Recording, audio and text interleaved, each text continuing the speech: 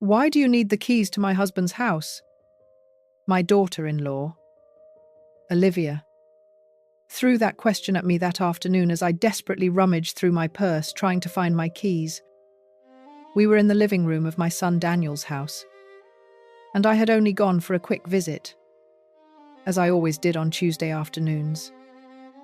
But that day, something had changed in her eyes.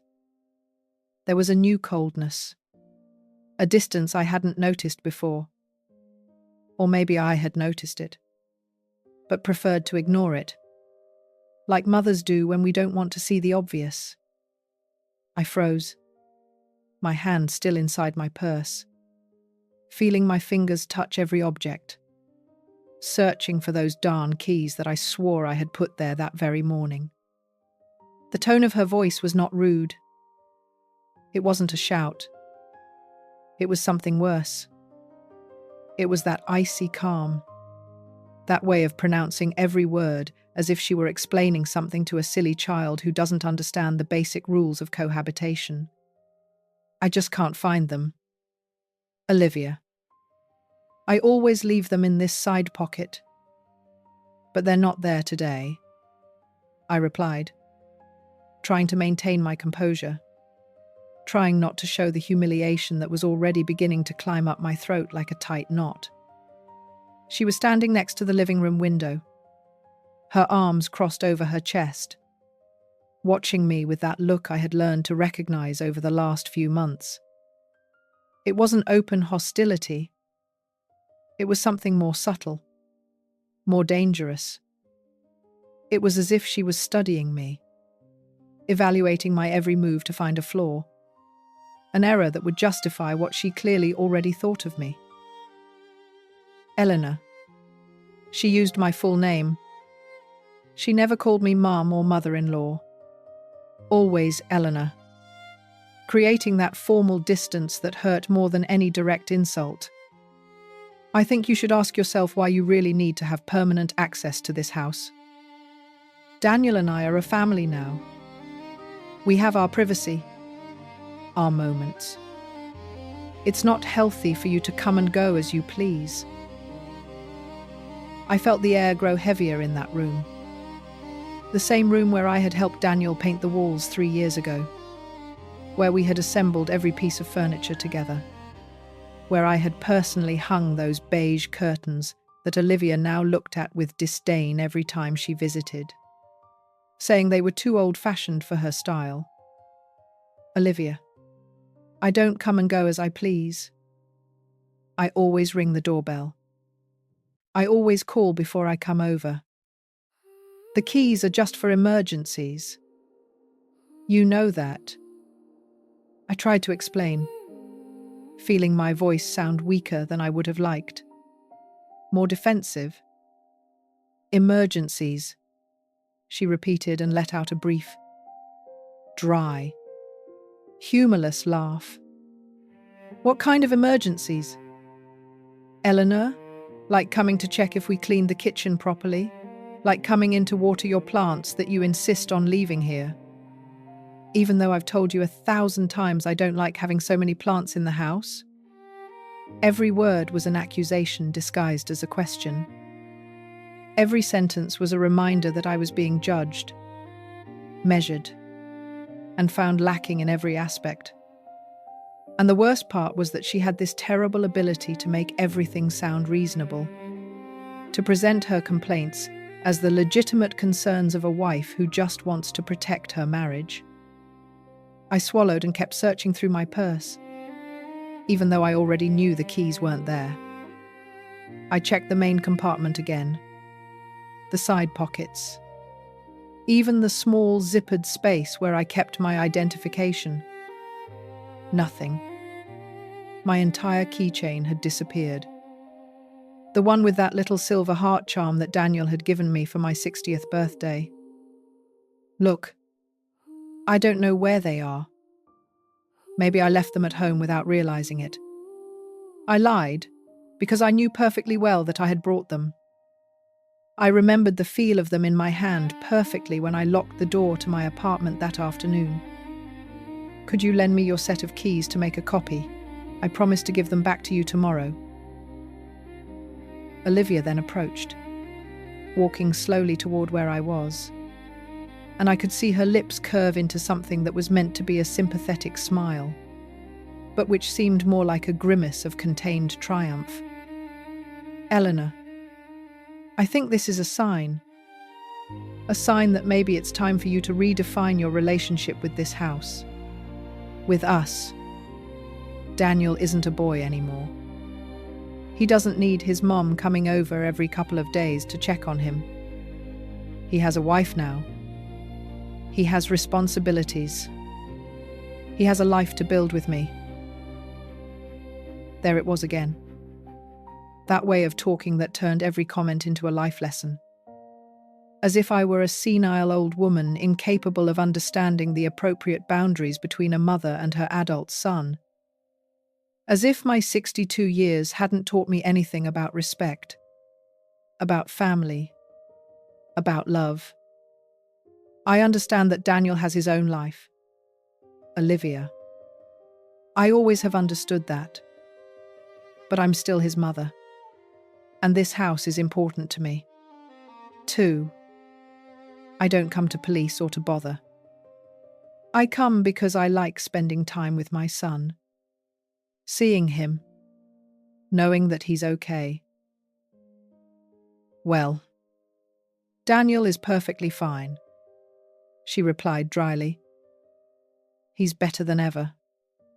In fact, ever since we established some clearer boundaries with visits, he's been more relaxed. More focused on us as a couple. You don't realize it, Eleanor, but sometimes your constant presence creates tension. He doesn't tell you because he doesn't want to hurt you. But as his wife, I can see it. That was a punch to the gut. The insinuation that my own son felt burdened by me. That my motherly love was actually a burden he tolerated out of pity or obligation. Olivia knew exactly where to strike to cause the most damage. And she did it with that soft, almost maternal voice, as if she were doing me a favor by opening my eyes to a painful truth. If Daniel felt that way, he would tell me, I replied, though my voice trembled slightly. We've always had open communication, ever since he was a child. Oh, really? And when was the last time you two had a real conversation? Just the two of you without me present. When was the last time Daniel sought you out on his own initiative? And not because you showed up here.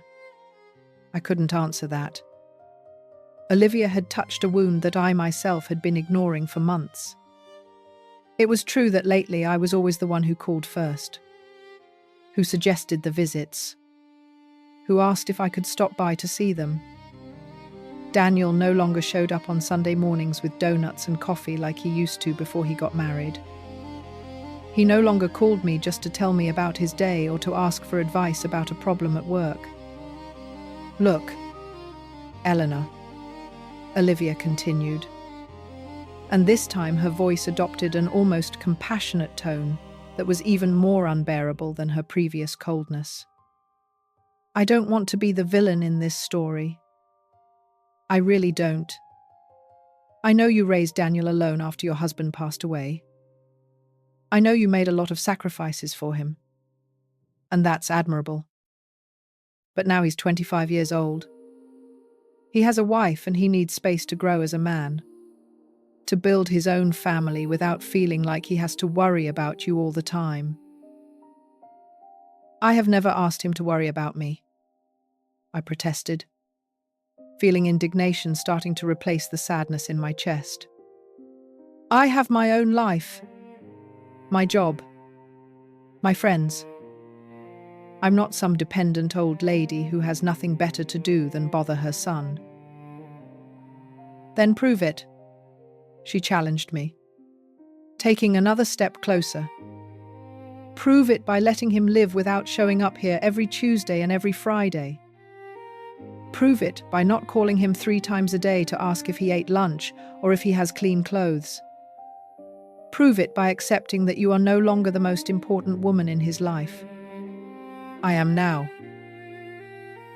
There it was. She had finally said out loud what she had been implying for months with her gestures. Her looks. Her seemingly innocent comments. This wasn't about the keys. It had never been about the keys. This was about power. About territory. About who had the right to love Daniel and in what way. I remained silent, staring at her, trying to process what I had just heard. Olivia held my gaze without blinking, with the absolute confidence of someone who knows they hold all the cards. She slept next to my son every night. She shared his daily life. She had access to his most intimate thoughts. And me, I was just the mother who lived 20 minutes away, waiting for my scraps of attention. I think I'd better go, I finally said, closing my purse with trembling hands. When I find my keys, I'll let you know. Eleanor. Wait, she called out as I was already walking toward the door. Don't leave angry. I just want you to understand the situation. We can have a good relationship, you and I, but with clear boundaries. I'm not your enemy. I turned around to look at her one last time before leaving. She was standing there in the middle of the living room in the house I had helped them get, surrounded by the furniture I had helped pay for when Daniel was just starting his job and didn't have enough savings. And she spoke to me about boundaries, about respect, about personal space, as if I were an intruder and not the woman who had given everything for the son she was now claiming as exclusively hers. You're right. Olivia. I told her with a calm that surprised even me. You're not my enemy. And I'm not yours either. But if you ever have children, you'll understand that a mother's love can't be limited as easily as you think. Goodbye. I left that house feeling a weight in my chest that I hadn't felt in years. I walked to my car parked on the street. I opened the door and sat in the driver's seat without turning the engine on. My hands were trembling so much that I had to press them against my legs to control them. I took a deep breath. 1, 2, 3 times, trying not to cry right there in the middle of the street where any neighbor could see me. How had I reached this point? When exactly had my relationship with Daniel changed so much? I tried to recall the precise moment, the specific conversation, the incident that had marked the before and after, but I couldn't find it. It had been a gradual process, so slow that I hadn't noticed it until it was too late. I remembered when Daniel introduced me to Olivia 2 years ago. It had been at an Italian restaurant, one of those small, cozy places where they serve pasta in generous portions. She had arrived holding his hand, smiling, friendly, asking me about my job as a secretary at an accounting firm. I had thought she was a nice girl, maybe a little reserved, but nothing that would make me suspect what was to come. Mum, I'm so happy. Daniel had told me that night with that light in his eyes that men have when they are deeply in love. Olivia is special. She's different from all the girls I've met. I think she's the one. And I had been happy for him. Genuinely happy. I had toasted with cheap wine and hugged that girl I barely knew, wishing her the best, hoping she would make my son happy. How naive I had been. I hadn't seen the signs, the small manipulation that Olivia had already begun to weave with the patience of a spider building its web. At first, they had been subtle things, a comment about how late I called at night, suggesting that Daniel needed to rest for his work. an observation about how much I cooked for him, insinuating that it made him feel guilty for not visiting me more often. A casual mention about how important it was for young couples to have time alone without outside interference. I had ignored those signs because I didn't want to be that nosy, paranoid mother-in-law that everyone makes fun of. I didn't want to become the stereotype of the possessive mother who can't let go of her son. So I had taken steps back. I had reduced my calls. I had waited for Daniel to seek me out instead of seeking him out first. And Daniel, my sweet Daniel, had also started to pull away. Not dramatically. Not with a conversation where he told me he needed space. Simply, his calls became less frequent, his visits shorter, his hugs more rushed. And when I asked him if everything was all right, he would answer with a tired smile that no longer told me anything because the words that came out of his mouth were generic and empty. Everything's perfect. Mom, I'm just really busy with work. I'm fine. Ma, don't worry so much. Olivia sends her love. She says we should organize a dinner soon. Empty promises. Superficial conversations. That distance that kept growing without either of us having the courage to talk about it directly. And I had resigned myself. I had convinced myself that this was how things were when sons got married, that it was natural for them to prioritize their wives over their mothers. But now, sitting in my car in front of my son's house, with Olivia's words still ringing in my ears, I realized that there was something profoundly wrong with all of this. It wasn't natural for a wife to see her husband's mother as a threat. It wasn't normal for me to have to implicitly ask permission to see my own son. It wasn't fair for them to make me feel guilty for the love I felt for the human being I had brought into the world and raised alone. I turned on the car engine and drove toward my apartment on autopilot, not really paying attention to the streets I was passing. I arrived at my apartment just as the sun was beginning to set, painting the sky in shades of orange and pink that on any other day I would have found beautiful. But that afternoon, everything seemed grey, dull, lifeless. I went up the stairs to the 3rd floor, where my small 2-bedroom apartment was, that space that had been my refuge for the last 10 years. Ever since Daniel moved out to go to college, I opened the door, and the first thing I did was search every possible place where I might have left my keys. I checked the entrance table, the kitchen, my bedroom, even under the sofa. Nothing. I knew I wouldn't find them because I was absolutely certain I had brought them with me that afternoon. I remembered them perfectly. The familiar weight of the keychain in my hand when I left the house. I sat down on the living room sofa. That old brown fabric couch I had bought second-hand when Daniel was 10, and that had accompanied me through so many difficult times. I closed my eyes and let the memories come. Those memories that I had been avoiding because they hurt too much. I remembered when I bought that house for Daniel. It had been 3 years ago when he was 22 and had just landed his first stable job as an administrative assistant at a technology company. The salary wasn't bad, but it wasn't enough to buy property in the city either. I had been saving for years, putting away every extra dollar I earned, sacrificing vacations and personal indulgences.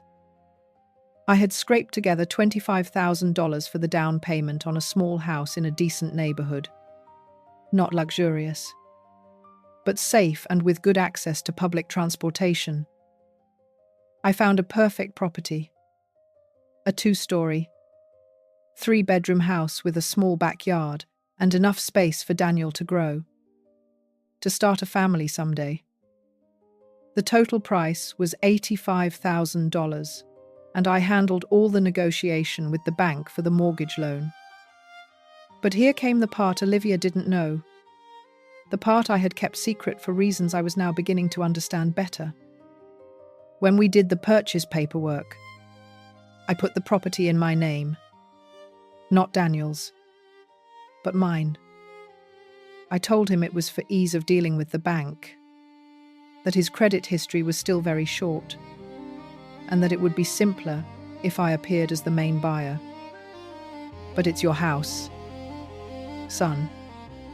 I had told him that day when we signed the papers. I'm just helping you with the paperwork. You pay for it every month with your job. You take care of it. You live in it. It's yours. And he had hugged me with tears in his eyes, thanking me for being the best mother in the world, promising me that one day he would repay everything I had done for him. I had stroked his hair like when he was a child, and told him that he didn't owe me anything, that seeing him happy was payment enough. For the first 2 years, Daniel religiously paid the monthly loan installment, which was $650. Every month he would transfer the money to my account, and I would take care of making the payment to the bank. It was an arrangement that worked perfectly. He had his independence, his own space, and I had the peace of mind knowing that my son was well situated. But then Olivia arrived. She moved in with him 6 months after they started dating. And from that moment on, things started to change. She began to decorate the house to her taste, buying new furniture, changing curtains, and painting walls. And with every change she made, her sense of ownership over that place grew stronger. I got up from the sofa and walked to my bedroom, where I kept all my important documents in a safety box inside the closet. I took out the box, dialed the combination on the lock, and opened it. There they were, organized in different colored folders: my birth certificate, my high school diploma, the property deed for Daniel's house. I took the green folder containing the house documents and opened it on my bed. I slowly flipped through the pages, reading every clause, every legal term, confirming what I already knew. The house was in my name. Eleanor Hayes was the legal owner registered with the county. Daniel appeared in some documents as the occupant and responsible for the payment. But legally, the property was mine. I had never intended to use this against him.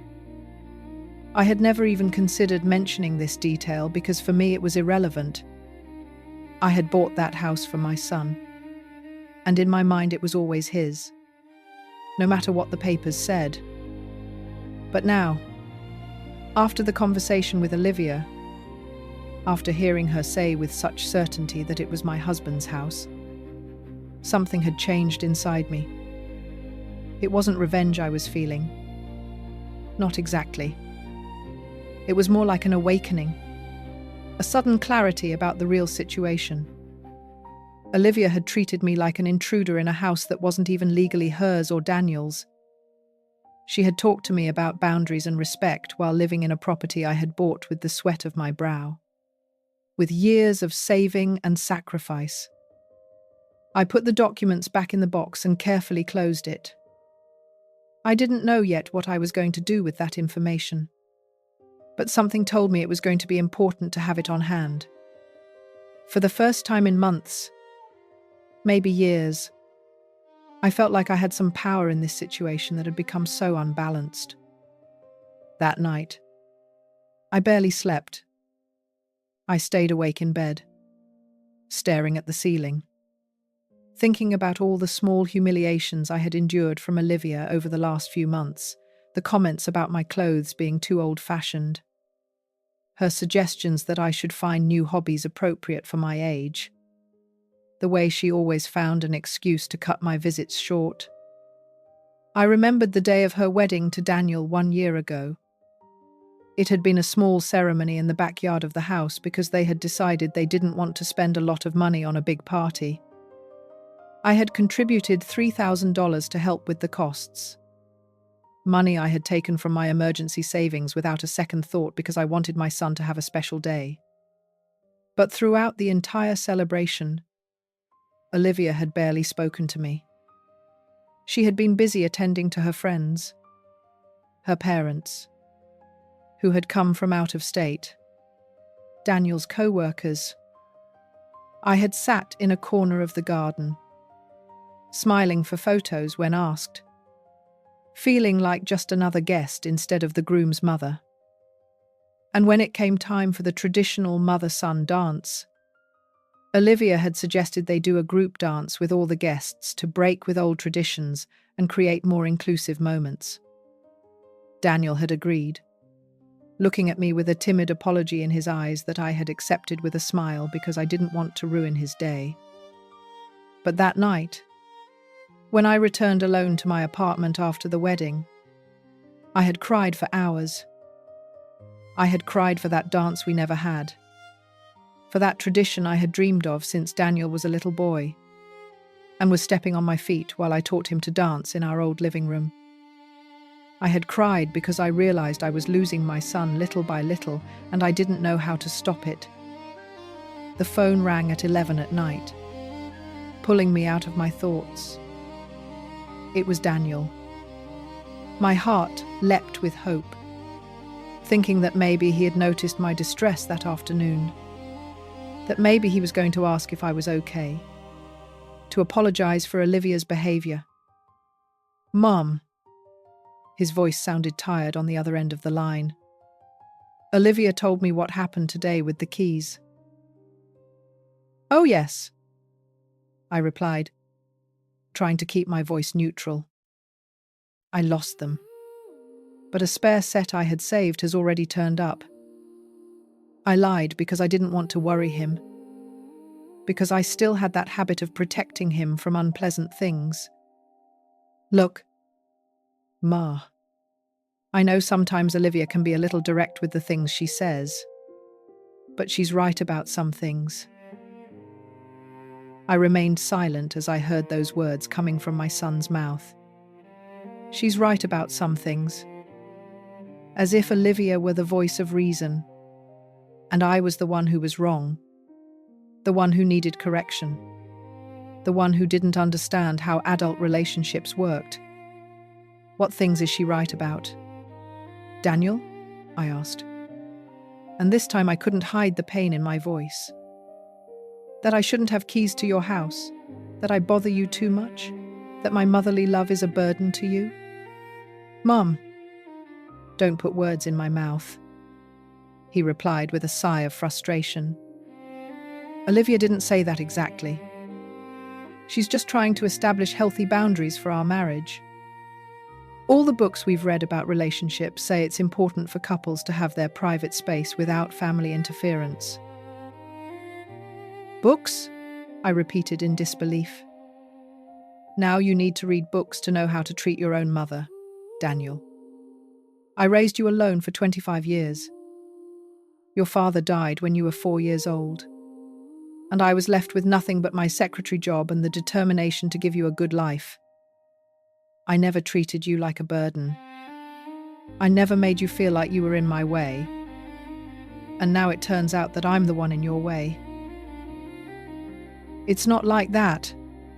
Mom, you're exaggerating things. Olivia just wants us to have a more mature, more adult relationship. I'm not a kid who needs his mum coming to take care of him all the time." "And when have I acted like you're a child?" My voice was rising now, the accumulated frustration of months finally finding an outlet. "When have I treated you disrespectfully or as if you couldn't take care of yourself? I just come to visit you. Daniel, I just want to see my son. Spend time with him. Know that he's okay."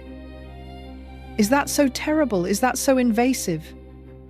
There was a long silence on the other end of the line. I could hear Daniel's breathing. I could imagine him sitting on his living room sofa, probably with Olivia next to him, listening to every word of our conversation, guiding him on what to say, how to respond. Mum, I love you very much. You know that. But I need you to understand that my life changed. I have a wife now. I have responsibilities to her, too. I can't always be available for you like before. I have never asked you to be always available, I replied, feeling tears begin to well up in my eyes. I just ask you not to treat me like a stranger, not to let your wife disrespect me in your own house, to remember that I am also part of your life. Olivia didn't disrespect you. She was just honest with you about how she feels. That's what mature people do. Mom. They talk things out directly instead of holding on to resentments. There it was again. That word. Mature. As if I were a spoiled teenager who couldn't handle an adult conversation. As if my hurt feelings were proof of my immaturity instead of a normal response to mistreatment. All right, Daniel, I finally said, wiping the tears with the back of my hand. I get the message. I'm going to give you the space you need. I won't bother you anymore with my inopportune visits. Mum, you don't have to be like that. Nobody is saying you can't come visit us. We're just asking you to call ahead with more notice, to respect our schedule, to understand that sometimes we're going to be busy and won't be able to see you. I always call before I go. Daniel. I always call or send a text, but it seems like it's never enough for Olivia. There's always something I'm doing wrong. There's always a new rule I have to follow. Because you don't respect the rules we have given you, he countered. And for the first time, I heard a tone of real irritation in his voice. We asked you not to arrive before 4:00 the afternoon on weekends because those are our private mornings. And you showed up last Saturday at 2:00. We told you not to bring so much food every time you visit because we're trying to cook more ourselves. And you keep showing up with 3 containers full. Every accusation was a stab. Things I had done with love, with the intention of helping, of showing affection, were now presented as violations of their privacy, as acts of unwanted intrusion. You know what? Daniel, you're right about everything. I'm the one who's wrong. I'm a terrible mother who doesn't know how to respect boundaries. But let me tell you something that maybe Olivia hasn't explained to you in those books you read so much. Someday you're going to need me. You're going to want to come to my house to escape from some problem, to seek advice, to feel heard. And that day I'm going to be here for you because that's what mothers do. But I'm not going to keep begging for scraps of your attention. I'm not going to keep apologizing for loving you too much. Mum, you're being dramatic. No, Daniel, I'm being honest. And since we're talking about honesty, let me ask you something. Do you really feel that I am a burden in your life, or is it Olivia who has convinced you of that? Another silence. This one was heavier, more loaded with meaning. When Daniel finally spoke, his voice was barely a whisper. I don't think you're a burden, but Olivia is right that sometimes you hold on too tightly. And that makes me feel guilty when I want to do things just with her. When I want to prioritize my marriage, then do it. Son, prioritize your marriage. I'm not going to stop you, But don't ask me to applaud while I'm being pushed out of your life. I hung up the phone before he could answer, before I could hear my voice break completely. I allowed myself to cry, then to really cry, with those deep sobs that come from the center of your chest and physically hurt. I cried for the relationship I had with my son, and which now seemed to be destroyed. I cried for the years I had dedicated to raising him, to loving him, to building a bond I believed was unbreakable. But I also cried for myself, for having been so naive, for having believed that love was enough, that shared history meant something, that blood ties were stronger than the manipulations of a woman who had only been in my son's life for 2 years. I fell asleep that night with the phone in my hand, hoping Daniel would call back to apologize, to tell me he had been too harsh, that he loved me, and that nothing Olivia said could change that. But the call never came. The following days were strange, empty. I continued my normal routine, going to my job at the accounting office, having lunch with my colleagues, coming home in the evenings. But there was a constant hole in my chest, an absence that weighed more heavily with each hour that passed without news from Daniel. I didn't call him for the first time in years. I wasn't the one who sought contact first. I wanted to see how long it would take before he noticed my absence, before he noticed that something had changed between us. A week passed, then 2. My phone remained silent except for messages from friends and calls related to work. No message from Daniel asking how I was. No casual call to tell me about his day. It was as if I had disappeared from his life, and he hadn't even noticed. The pain of that realization was worse than any cruel word Olivia could have said to me.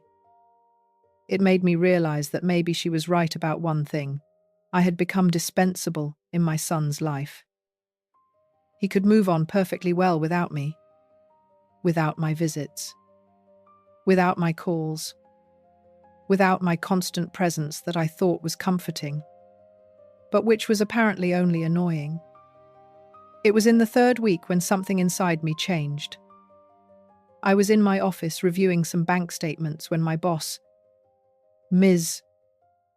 Sterling, came in with a folder in her hands and a kind smile on her face.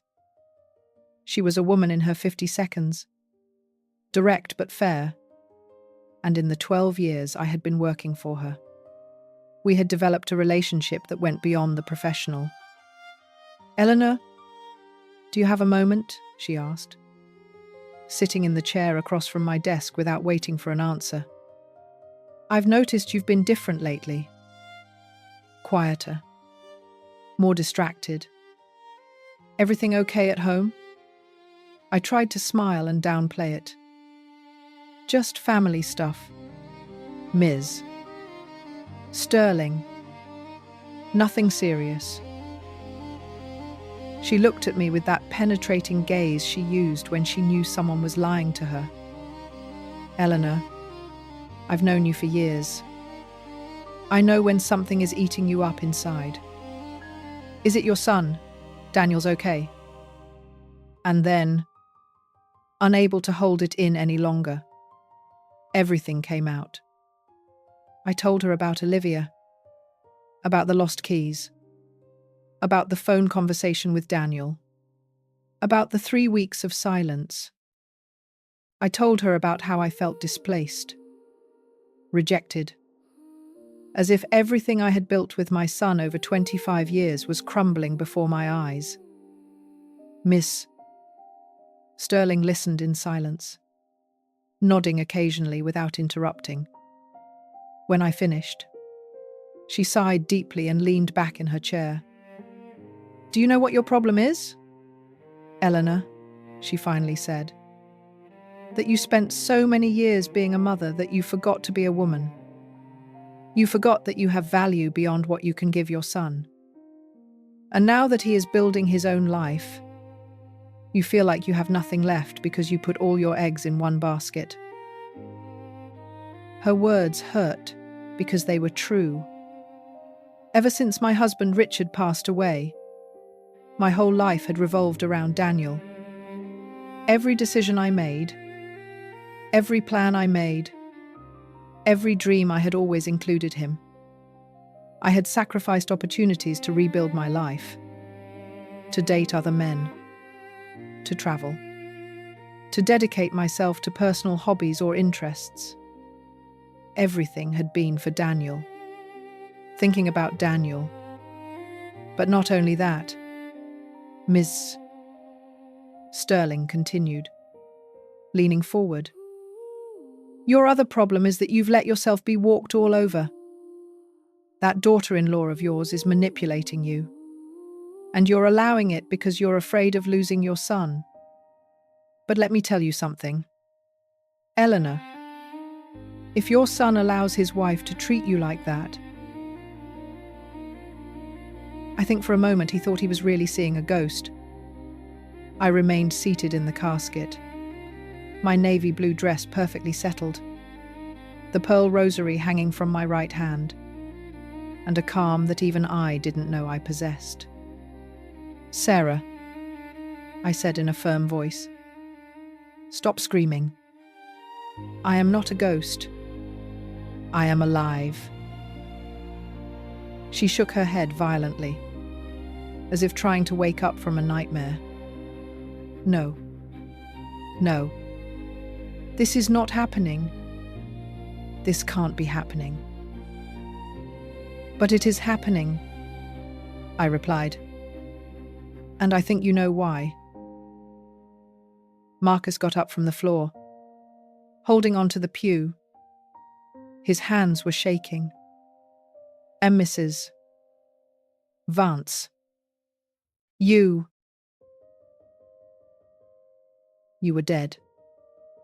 Doctor Rhodes signed the death certificate. We saw you. We touched you. Sedatives, I said simply. Doctor, Rhodes has been my friend for 20 years. He helped me fake my death. Fake? Sarah's voice broke between terror and confusion. Why? Why would you do something like that? I took my time to answer. I swung my legs over the edge of the casket and slowly, carefully got down. My knees creaked a little after so many motionless hours. But I remained firm. I stood in front of them just 10 feet away. Why? I repeated her question. Because 3 months ago, I overheard a phone conversation in my backyard.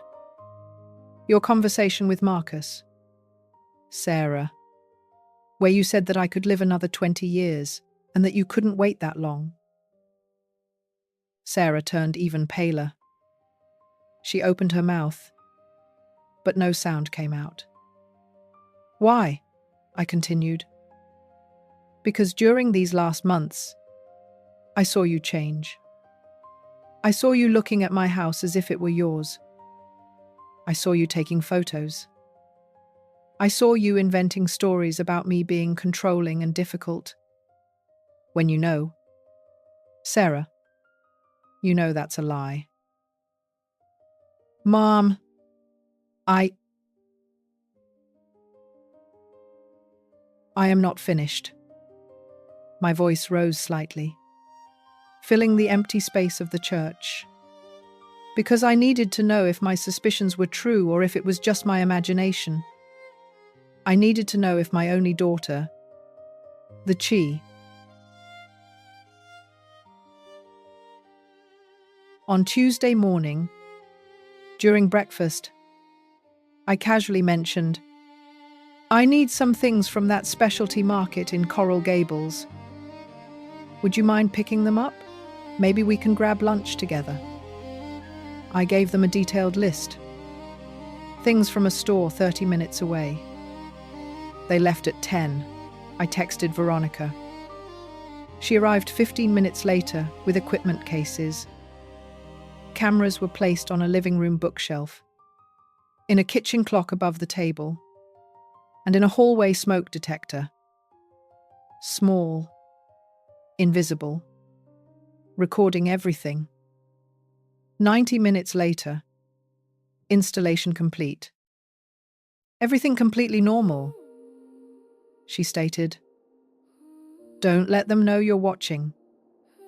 The best evidence comes when they feel safe. That night, I sat in my study with headphones on, watching the day's recordings. Their return from the errand. The conversation in the kitchen as they unpacked groceries. He's too quiet, Elena said, her voice tight with worry. It's suspicious. We need another approach. Julian leaned against the counter, arms crossed. The direct hit didn't work. Time for the indirect hit. I saved the file, dated it, and labeled it Evidence Log Entry 1. The following days allowed me to build my case. February 28th. Julian discussed contingency plans. March 1st. Elena worried that I was acting strangely. March 2nd. They looked up lawyers to challenge my mental competency. March 3rd. Julian's search history showed declarations of parental incapacity. Every conversation was documented, saved, and organized into folders by topic.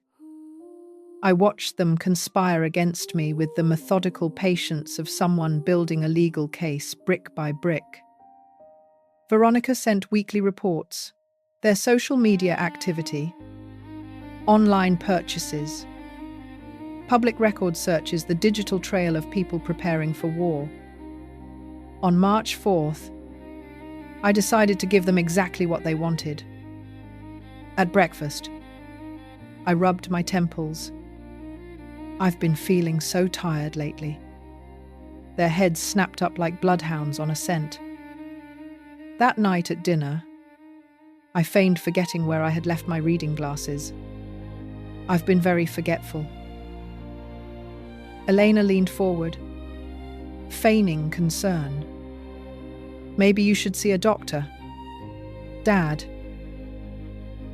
It's normal at your age, Julian added casually, but it's definitely worth checking out.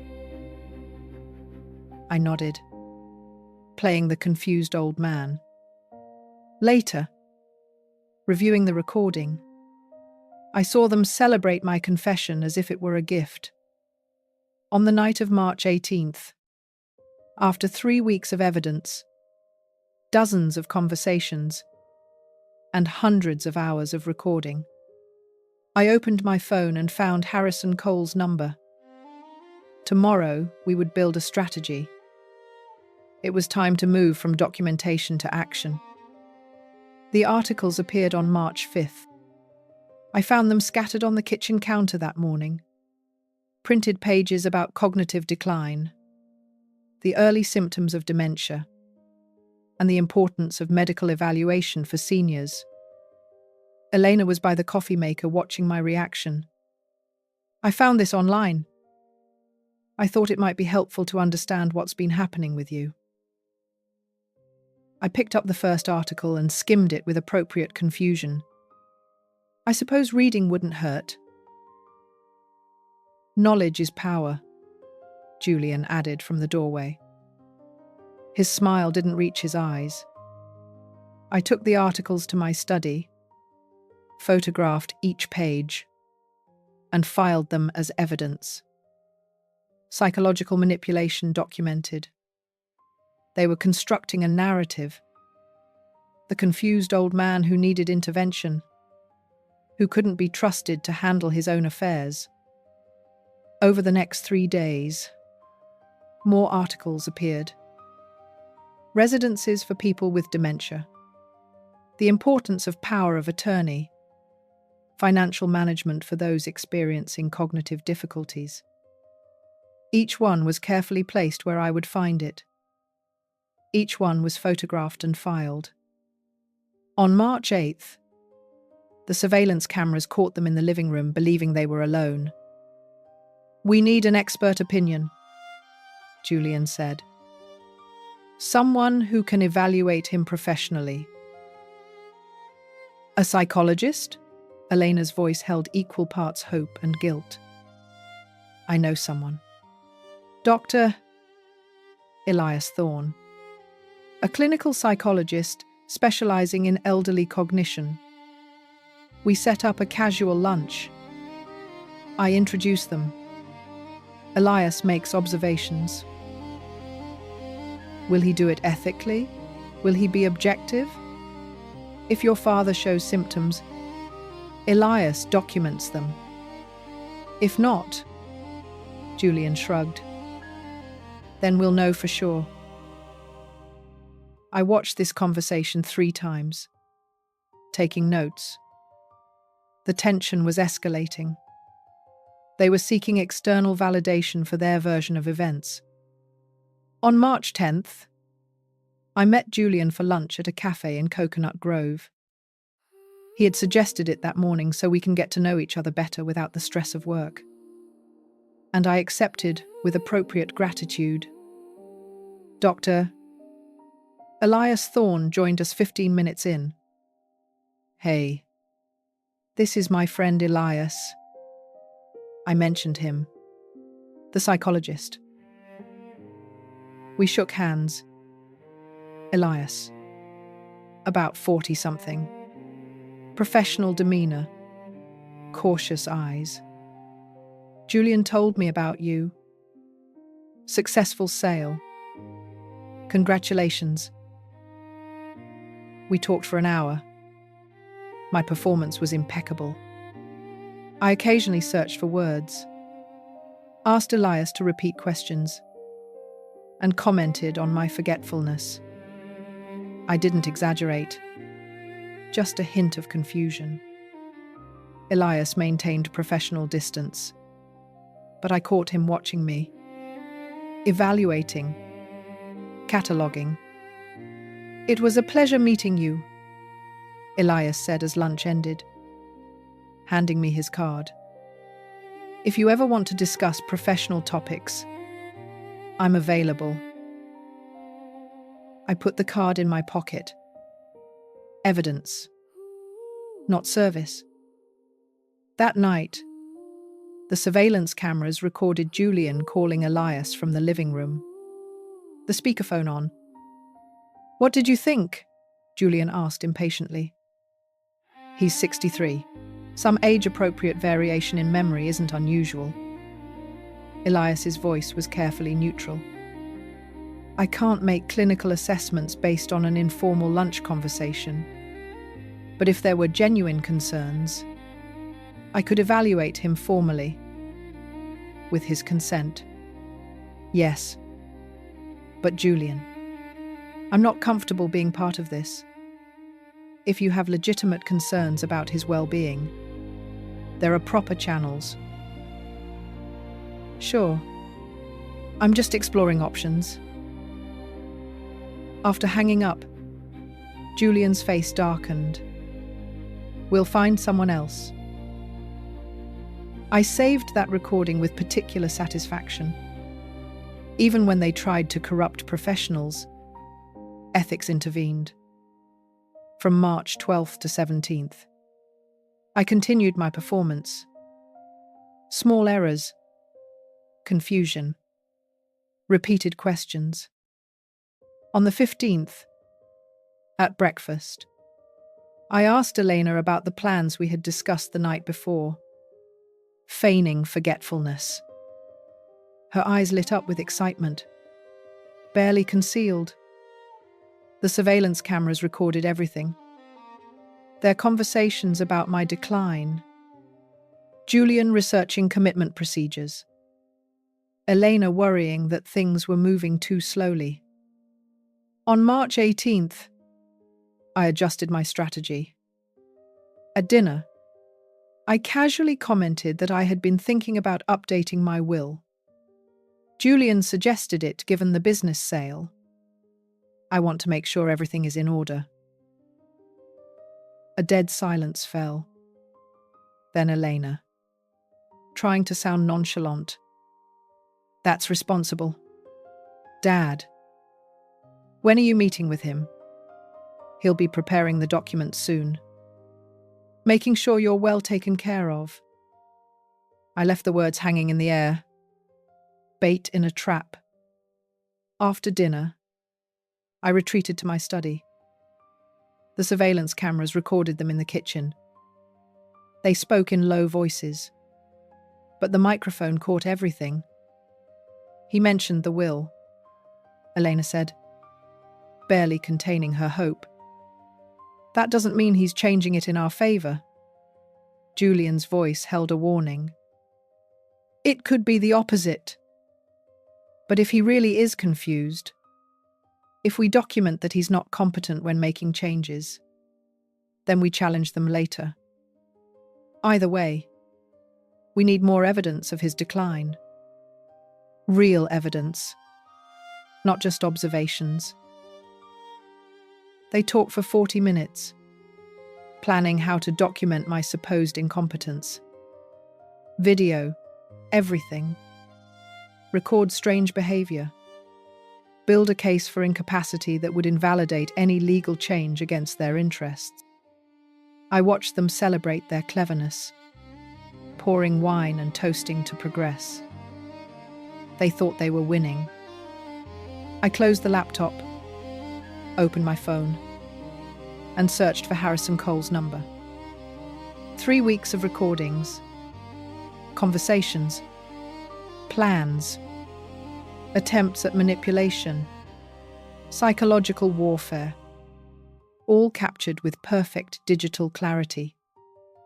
Tomorrow, we would discuss how weeks of evidence could be turned into a legal strategy, how surveillance could be a tool for pressure, how their own words could destroy them. I had documented their plan with the same methodical patience they had used on mine. Only I had done it better. With more detail. With more strategy. It was time to move to the next phase. It was time to show them what happened when they underestimated a man who built an empire from scratch, who understood that true power lay in preparation, documentation, and knowing exactly when to strike. I texted Harrison, I have new compelling evidence. Need an urgent meeting. He responded in minutes. Friday at 10, 0 inches the morning. Bring everything. I hung up the phone. Through the study window, the moonlight painted the lawn silver. In the house around me, they slept soundly, believing they were the architects of my ruin. They had no idea they were building their own. The morning light streamed through the study windows. March 19th at 8, I picked up the phone and dialed Harrison Cole's direct number. He answered on the second ring. Mr. Sterling, your message said you had evidence. Weeks of it. Surveillance recordings. Conversations. Attempts at manipulation. All documented. I need to meet today. This afternoon at 2, bring everything. I spent the morning organizing it. I created a folder on my laptop called Legal Evidence Package. Surveillance files copied, organized by date and severity. Printed transcripts of their most damning conversations. Julian talking about competency challenges. Elena worried about my suspicious silence. Both celebrating their supposed progress toward controlling my assets. Veronica's weekly reports went into a manila envelope, underlined and tabbed. I loaded everything onto 2 USB drives, one for Harrison and one backup. At 2, I sat across from Harrison in his conference room, the USB drive and documents between us, like exhibits in a trial. He watched 3 hours of recording, read all the transcripts, and studied Veronica's behavioral analysis. Finally, he leaned back, fingers interlaced. This is extensive. Multiple legal options, restraining orders, civil lawsuit, criminal charges for attempted poisoning. He tapped the trust document I had mentioned. But first, we protect your assets. Irrevocable living trust. How does that work? Assets are transferred to the trust. It becomes an independent legal entity. An independent trustee administers it. You set the conditions for beneficiary access. Once signed, they are untouchable. Not even you can modify them. He pulled out a notepad and began sketching the structure. We'll make it bulletproof. They won't be able to access it through lawsuits, manipulate the administrators, or effectively challenge it. How long would it take? A week. If we act now, you'll transfer the majority of your assets. Keep enough liquidity for personal use. We'll establish strict conditions for Elena's eventual access. What conditions? Harrison smiled. A sharp professional grin. Whatever you want. Age requirements. Financial independence. Absence of pending lawsuits. In short, any measure that ensures she cannot access the money through coercion or fraud. Over the next 5 days, we built an impenetrable fortress around my wealth. March 20th. Trust structure designed. $25 million transferred to the trust. $5 million kept liquid for my use. Elena could access it at age 45, 9 years from now, if she demonstrated 5 years of financial independence and had no civil or criminal cases against her for financial reasons. On March 23rd, a meeting with Florida Fiduciary Services, 2 fiduciary officers, professional and impartial, explained their role. They would follow this document to the letter. No family pressure, no manipulation, no exceptions. March 24th. Final signing. Harrison's conference room again, but this time with a notary and fiduciary officers present. The documents lay across the table like a treaty ending a war. I signed each page, initialed and dated. The notary officially sealed each signature. Your assets are protected, Harrison said as I put the copies in a leather folder. She cannot manipulate, coerce, or sue you for them. The trust is irrevocable. Case closed. I drove home with a feeling I hadn't felt since February. Power, control, security. At home, life continued its strange theatre. They still knew nothing of the trust.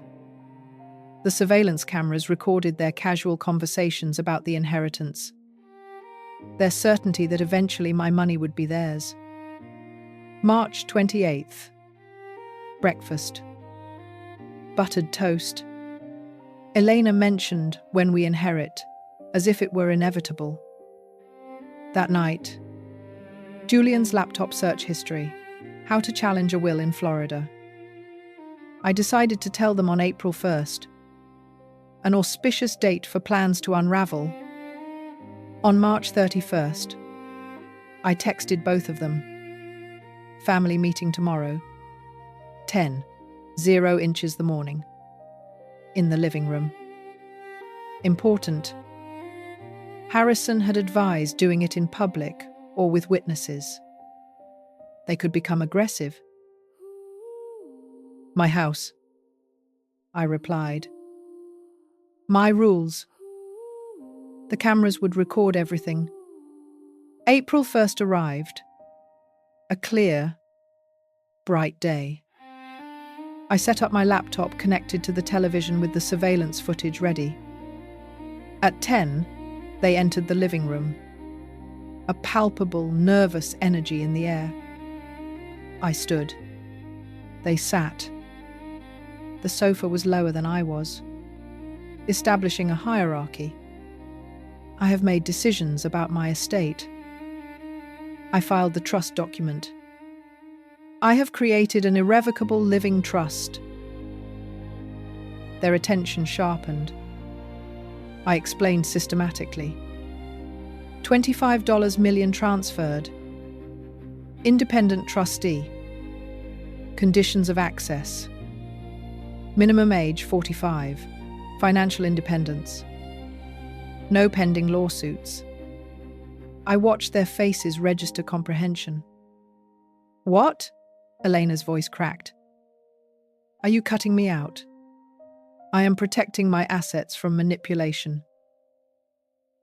Julian leaped up from the sofa. All this over the restaurant. A mistake. And you? A mistake. I picked up the remote and hit play. Their voices filled the room. Surveillance footage.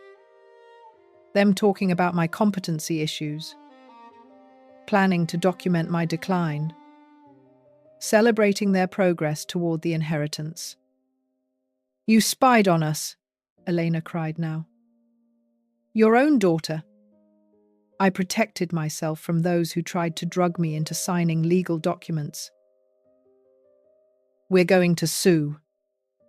Julian stepped forward, poorly disguising his aggression. We're going to challenge this. You can't. It's irrevocable. It's done. Legally bulletproof. I looked him in the eyes without blinking.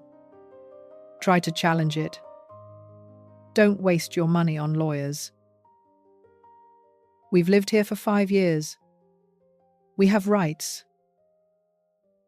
You have no rights to my money. You never did. Julian stormed out. Elena followed, sobbing. I went back to my study, reviewed the camera recording of the confrontation I had just captured, saved it with the date and time, and a label, evidence of reaction. The rage confirmed their guilt. The following week, the house became a battlefield. Doors slamming. Hostile silence. Calls to lawyers were overheard, all saying the same thing. The trust was solid, unshakable. On April 7th, Elena attempted reconciliation. She knocked on my study door, tears welling up. Dad, we can fix this. I'm your daughter. My daughter would never have tried to poison me. It was a mistake. Please leave my study. She left. I sat alone, staring at the wall, knowing what came next. The trust protected my money. Now, I needed to reclaim my house. I opened my notebook and wrote 4 words: get them out of the house. That same night, I called a real estate agent, Linda Moretti, recommended by my banker for her discretion and speed. I want to sell my house. When can we list it? I can see it tomorrow morning. If it's as you describe, we could list it this weekend. April 8th. She arrived with a tape measure and a professional appraisal. I walked through the rooms where my daughter and son-in-law still lived, evaluating the market value of the house they were borrowing. A lovely property. I can list it for $7 million. This market moves fast, but the property must be vacant for showings. It will be. The listing went live on April 10th. First showings scheduled for April 12th. I notified Elena and Julian via text message. Showings Friday. You'll need to be out for 3 hours. You're selling the house? Julian replied by text. Yes. There was no response. They left on Friday morning. And when they returned, they found business cards from potential buyers on the kitchen counter. Their faces registered the comprehension that I was completely dismantling their life. On April 15th, I asked Harrison to draft the eviction notice formal. Legal. Final. Giving them 60 days to vacate. I handed it to them that night as they sat in the living room. Their borrowed living room. Julian read it, his face darkening. He tore it in half. You can't evict us. This is our home. Read the notice. Challenge it all you want. No lease. No rent. No tenant rights. 60 days. June 15th. We'll fight this. Try it. They hired a lawyer on April 16th. I listened to their consultation call via surveillance cameras. The lawyer's assessment matched Harrison's. If there's no lease, he has grounds. You live there by permission, which he is now revoking. Harrison filed the eviction lawsuit on April 20th. The court date was set for May 3rd, 3 weeks away. Meanwhile, I rented an apartment downtown. Month-to-month lease. Oceanfront. Quiet. A clean place. No grudges. I moved out on April 28th. The house became hostile territory. I stayed mostly at the apartment, returning only for necessities. On each visit, the surveillance cameras captured their desperation. Elena crying, Julian raging, both calling lawyers who had no solutions. May 10th arrived. Miami-Dade Courthouse. 3rd floor. Eviction trial. Harrison and I sat at the plaintiff's table. Across the aisle, Elena, Julian, and their lawyer. Young and overmatched. Aware he had no case. Judge Vance took the bench. A man in his 52nds. Serious-looking. Experienced in seeing people try to evade consequences. Their lawyer stood. Your Honor, my clients have lived in this property for 5 years. Under what agreement? Judge Vance interrupted. His family. The plaintiff is Ms. Sterling Fox's father. That is not a lease agreement. Do they pay rent? No. Do they have a written lease? No, Your Honor. Then they are guests without a contract. Mr. Sterling has given appropriate 60-day notice. He looked at Harrison. Yes. Your Honor. Served on April 15th. They have until June 15th to vacate. Judge Vance reviewed the documents. I see no legal impediment to this eviction. The plaintiff is the owner of the property. The defendants have no lease or rental agreement. Notice was proper. He looked at Elena and Julian. You have until June 15th. After that date, law enforcement can intervene. Motion granted. The gavel cracked. Final decision. In the hallway, Julian confronted me, his voice low and menacing. You'll regret this. You're destroying your own family. I am removing those who poisoned me. We'll make you pay. With what money? I walked away, leaving him sputtering in the hallway. The next 5 weeks were a tense standoff. I stayed at the apartment. They remained in the house, packing slowly, desperately searching for rental properties they couldn't afford without my help. The surveillance cameras recorded endless arguments. Elena breaking down. Julian's fury at their complete defeat. On June 14th, I received confirmation. The buyer of the house had completed the inspection and the sale was approved for closing in August. Pending possession handover. June 15th was moving day. I arrived at the house at noon. A large moving truck was in the driveway loading furniture. Elena, eyes red, face haggard, gave instructions to the movers. Julian loaded boxes, his jerky movements reflecting contained fury. They didn't even greet me. I stood on the lawn watching them load their possessions. Everything I had bought for them. Everything they had accumulated during 5 years of living off my generosity. The truck pulled away at 4. They drove off in Julian's car without looking back. I entered the empty house, the echo of footsteps ringing on the hardwood floor. No furniture, no trace of them.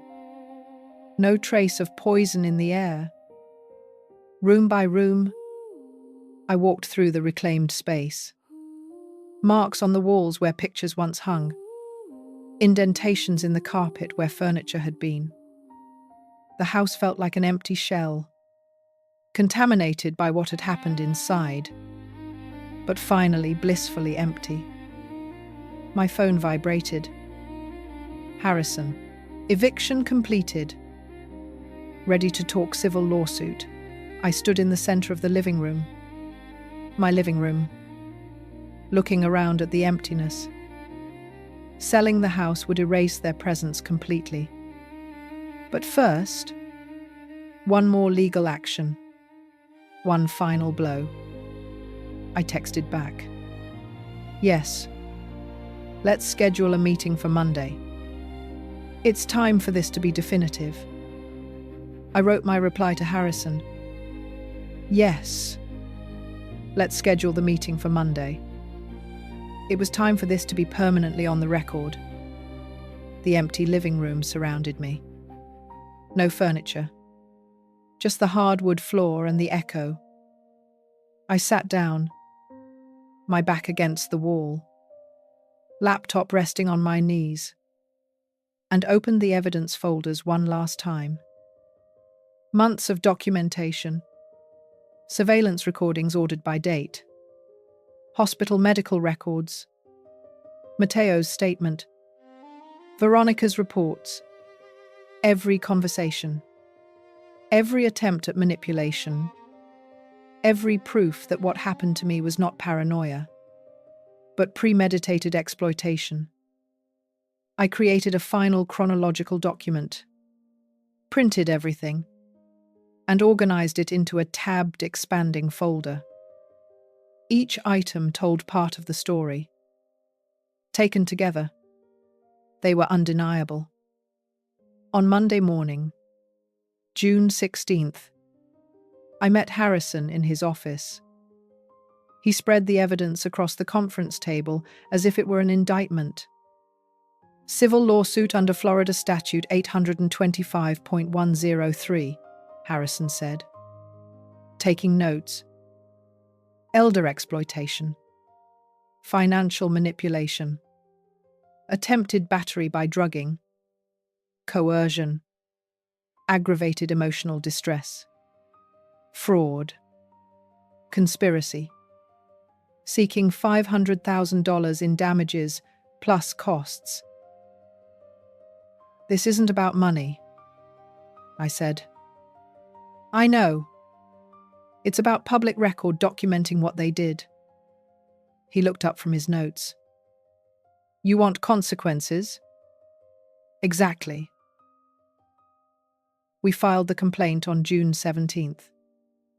Elena and Julian received the court notification in their new apartment, a small two-bedroom unit in a neighborhood far removed from the luxury of Coral Gables. The process server reported they had barely unpacked. Their lawyer contacted Harrison a few days later, his voice tight on the speakerphone. My clients can't afford this. They're already ruined. They should have considered that before attempting to drug and defraud their benefactor, Harrison replied coldly.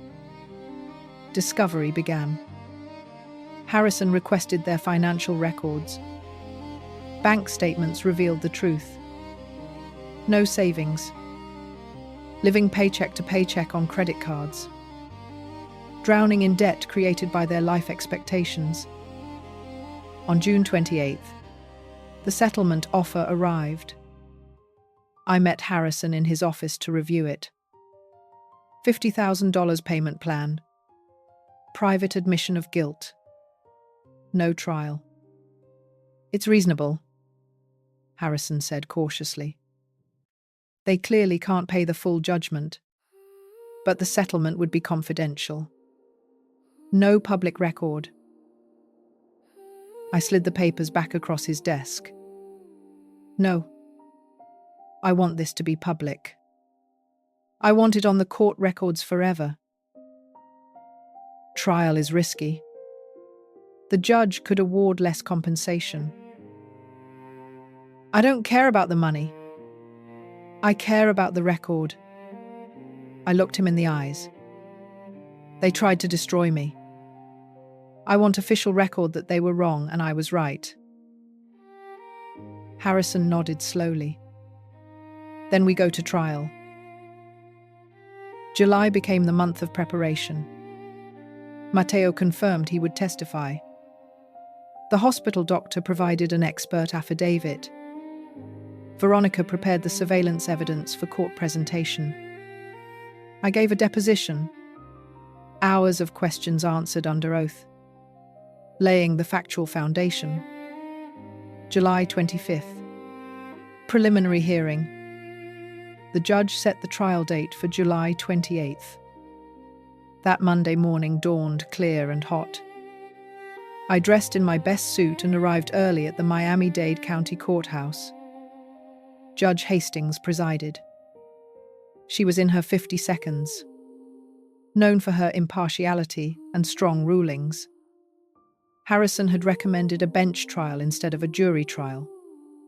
Judges understand elder law better than average citizens, he explained. Opening statements. Harrison presented the timeline and evidence summary with meticulous precision. Their lawyer, young and out of his depth, argued that a family misunderstanding had been exaggerated. Matteo testified first. He described the restaurant incident with full conviction. I saw Mrs. So. Sterling Fox pour something from a small vial into Mr. Sterling's wine glass while he was away from the table. Clear. Liquid. Deliberate action. Their lawyer attempted cross-examination. Could you have been mistaken? No. I know what I saw. I couldn't keep quiet. The hospital doctor explained the diazepam analysis results. Dosage. Dangers. Veronica presented the surveillance methodology, chain of custody, and authentication of the recordings. Day 2. July 29th. The surveillance video played on the courtroom screen. Their own voices filled the space, discussing competency issues, planning Elias's consultation, and celebrating their supposed progress toward the inheritance. Julian said, "He's 63, not lucid anymore."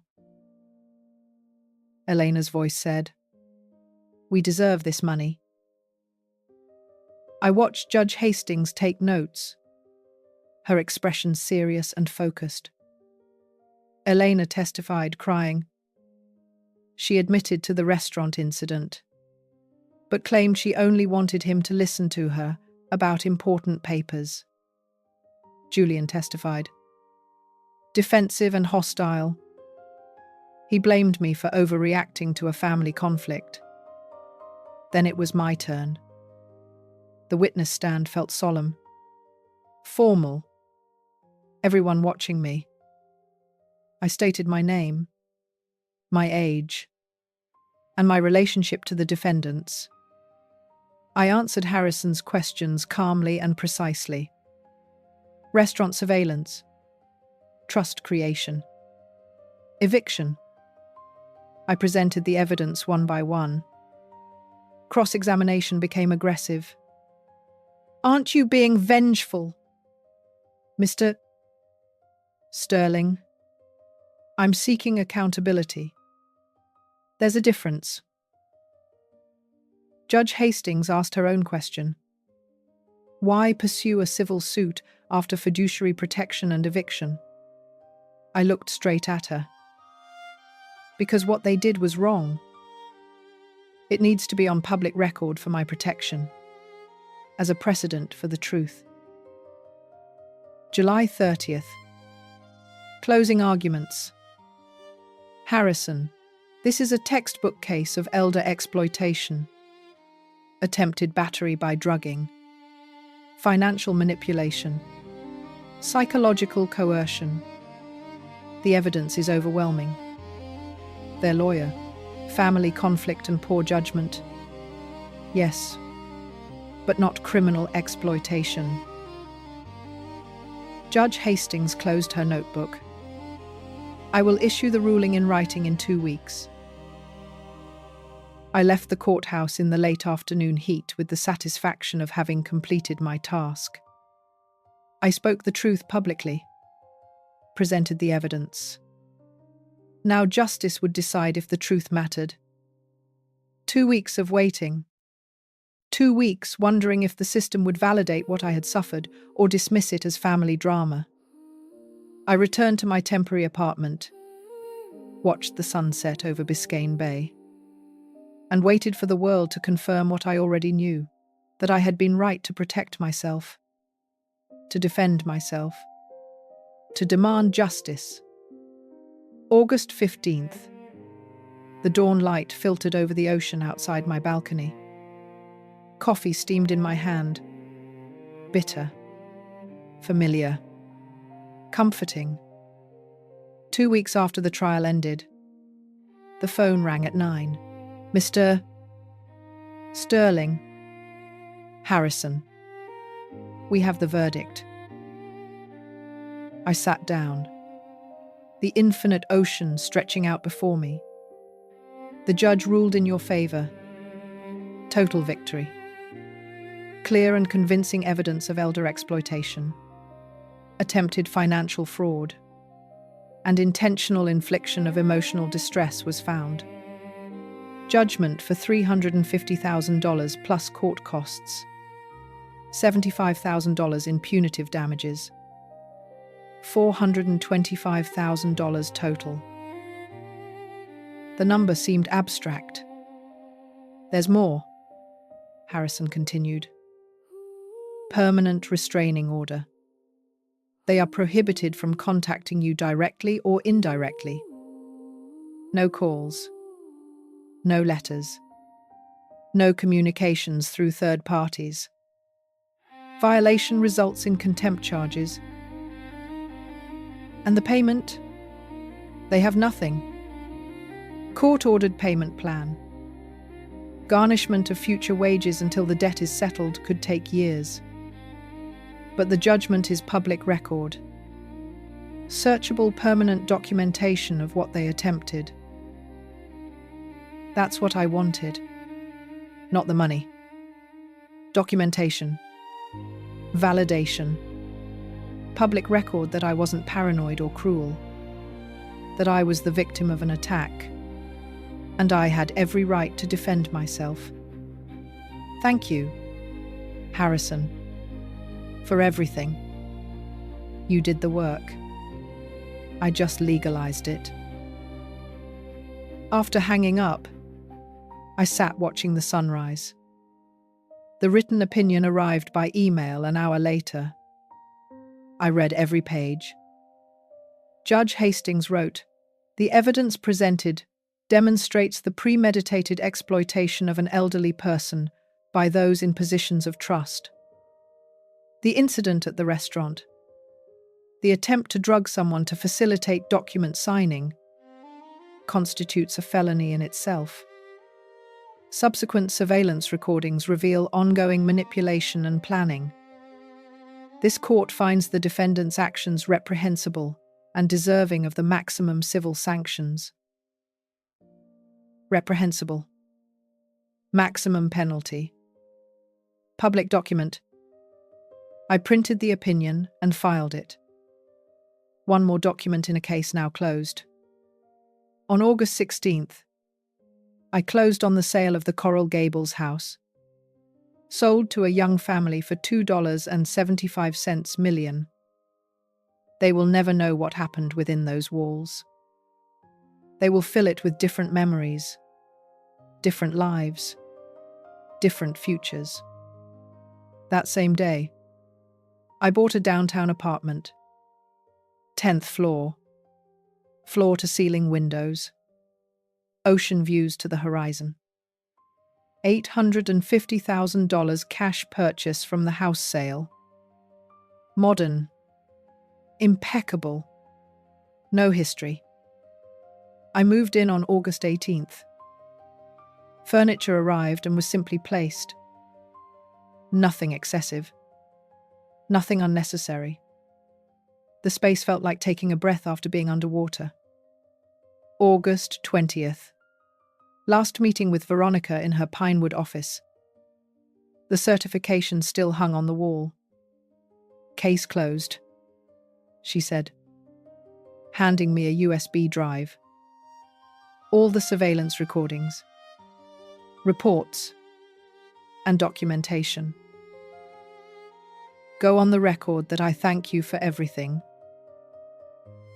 You made it easy. They were predictable." She stood and extended her hand. "Take care. Mr. Sterling." We shook hands. The matter concluded. The professional relationship was over. On August 22nd, I sat on my new balcony, phone in hand.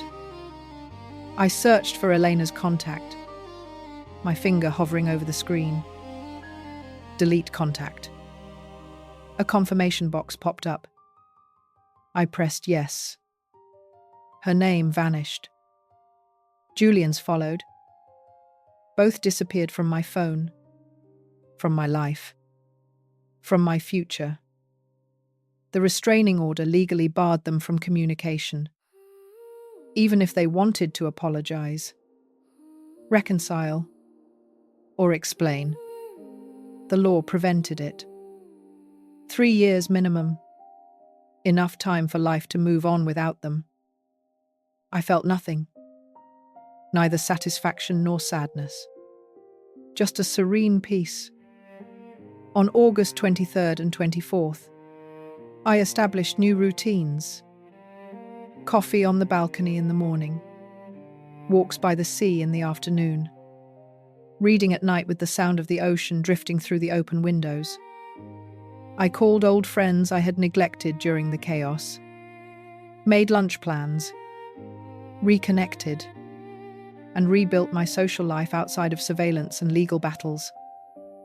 On August 25th, the sunset painted the sky in layers. Orange blending into purple. Then deep blue. I stood on my balcony, coffee cooling in my hand, watching the day turn into night. 6 months since February. Since that restaurant. Since Matteo's warning. The glass switch. And everything that followed. I protected my assets through the trust. evicted them from my house, held them accountable with a civil judgment, and put their exploitation on public record. I won, but it didn't feel like victory. It felt like survival, like emerging from dark waters and realizing I was still breathing. My daughter had tried to poison me. That truth weighed on me, unchangeable. But I refused to be a victim. I refused to accept the manipulation. I refused to let trust make me vulnerable to destruction. The ocean stretched infinitely, the horizon line crisp and defined. Somewhere in the city behind me, Elena and Julian lived with the consequences. A court debt that would follow them for years. A public record that affected their job applications and background checks. A restraining order that prevented them from spinning their story or seeking reconciliation on their own terms. I didn't hate them. Hate required energy, attention, emotional dedication, all that I had dedicated to documentation, preparation, and legal battles. Now I only had peace. The sun touched the horizon. The colors deepened, and the city lights began to twinkle behind me. My coffee was cold, but I didn't move to refill it. I simply stood there, watching the cycle of nature continue, oblivious to human drama. I built an empire from nothing, sold it for $30 million, protected $25 million through an unshakable trust, lost a daughter, but saved myself. I found justice in the courts, and peace in separation. Some stories end with family reunions, forgiveness, and healing. This one ended with distance, documentation, and the relief of being safe. The sun disappeared behind the ocean, darkness settling around me. I finished my cold coffee, left the cup on the balcony railing, and watched the stars appear.